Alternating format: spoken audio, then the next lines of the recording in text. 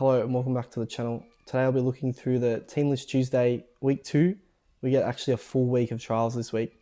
So I'm just going to go over the teams, run my thoughts over them and any Supercoach relevant players there that we need to be keeping an eye on. So the first game, Dolphins Titans, 8 o'clock. The two to keep an eye on, I think, at the Dolphins are Selwyn Cobbo, named in the centres, supposedly in a hit out with Tavita Nafahu for that left wing spot. We'll get a look at Cobbo after his supposed weight loss there. And we'll get a look at Tom Flegler coming off the bench after his long shoulder injury layoff. We'll get a good look at him. I know he's been pretty popular there around that 300-ish K price range. And also Morgan Knowles, one that I'm a little bit interested in, named to start at lock. We'll get a good look at him in his first real NRL hit out there. For the Titans, Famani, the cheapy winger, he's been named on the wing, so we'll get a look at him prior to round 1. And the only other thing is, obviously Cooper Bye to start at lock, and then just the hooker rotation there at the Titans. It's interesting that Luke Summerton's been named to start with Sam Verrills on the bench. I would have thought if Sam Verrills was your number one hooker and you wanted to get him in the trial, you would have just started him, play him the first 20, 30, even first half, and then Summerton come on. So for Summerton to be named to start, any people that were looking at a pod play there with Verrills at hooker, I'd probably avoid now. And Curtis Moran, a cheapie coming off the bench there at the Titans as well. I'm not sure how many minutes he'll get with the emergence of some of these other guys, but one I'm keen to have a look at.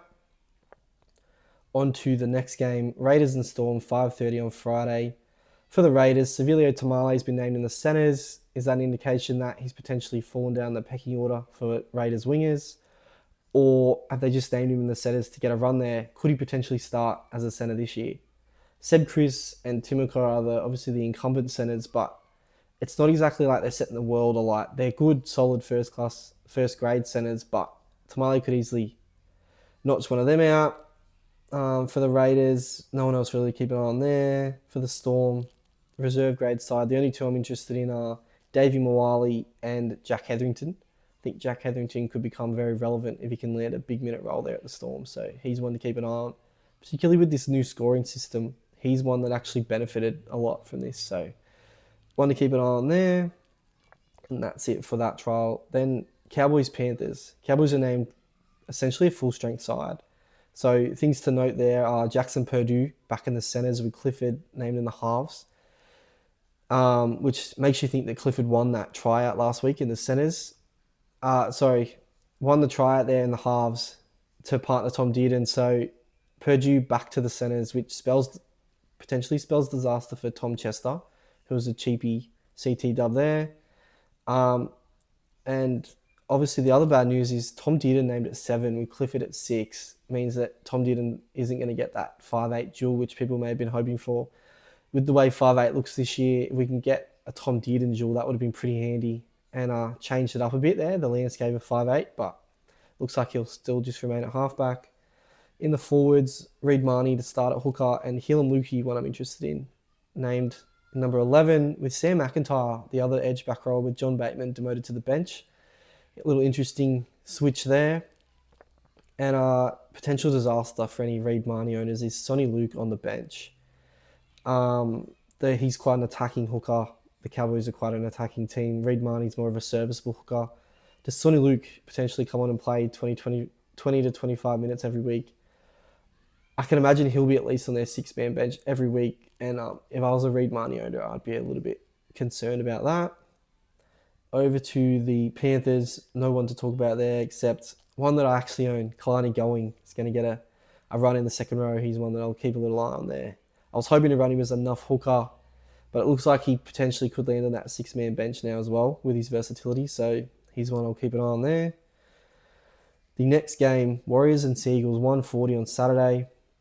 The Warriors are named a pretty decent side. You've got regular first graders in Roger, Tanner Boyd, Wade Egan, Jackson Ford, one I've been keeping an eye on, Kurt Cable, Aaron Clark. But the interesting one is Leka Halasima, named in the centres. Obviously just the trial, so anything could happen there, but does it indicate that if there was to be an outside back injury and the Warriors didn't carry an outside back on the new larger bench, rather than Kurt Capewell going to the centres, does Leka go to the centres? And if that was the case and he's their new utility back rower, that would spell disaster for owners.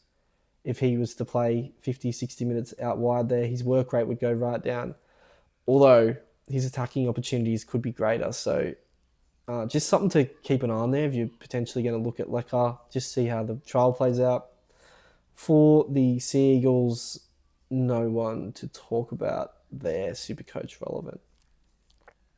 The next Saturday game, 3:50, Tigers and Roosters. For the Tigers, Makasini named in the centres. He's meant to be getting the left wing spot at the Tigers this season, so we'll get a good look at him. Patrick Herbert returns to the NRL after that infamous ball thrown over the sideline in the Titans-Roosters semi-final, I think in 2021 that was. So he's back in the NRL. No one else really Supercoach relevant there for the Tigers. And for the Roosters, in the back line, no one really relevant there. In the forwards, though, you get a look at your Egan Butchers, your Nat Butcher on the edge, Siwa Wong starting at lock, which would indicate that once Victor Radley's back from that 6-week suspension, that he will then move to that right edge. And Siwa Wong, they'll look to play him through the middle this year, so probably an avoid at this stage. And no one else there. 6 o'clock on Saturday, Knights and Bulldogs. The Knights. Now, this is where there's some real relevant Supercoach stuff here. Fletcher Sharp at fullback, obviously, with Callum Ponga still out.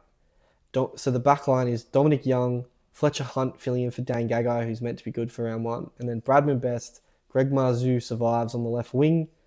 Dylan Brown at 6, Sandon Smith at 7. Dylan Brown at 6, very important there. Should get dual come round 1, and if he does, probably straight into my side. Almost $100,000 cheaper than Cameron Munster. And when I think about comparing the two, obviously Munster's the premier one, but Dylan Brown not that far behind based on recent seasons, so he's probably one I'd look at, and that $100,000 could be used much better across my squad. And then Sandon obviously at halfback means Fletcher Sharp unlikely to be playing in Vegas. The forward pack, not too much to touch on there. Phoenix Crossland at hooker, but Thomas Kant to start on the edge with Jermaine McEwen, another popular mid-ranger. He's on the bench. Rumours are he's got a few injury niggles, but I'm just a little bit concerned and probably not one that I can start with now. With Thomas Kant named to start there, I'll probably just keep an eye on them and watch how the minutes are shared there. No one else there for the Knights, with Trey Mooney playing in the All-Stars, so he won't feature in the Knights for this trial. And for the Bulldogs, pretty similar story, a pretty full-strength team there. Anari Tawala and Jonathan Sewer on the wings, neither of them are expected to be there for round 1, with Carraz and Montoya expected to play. They've named Burton and Galvin in the halves. Max King there. Bailey Hayward, we'll get a look at him as a big minute number 9.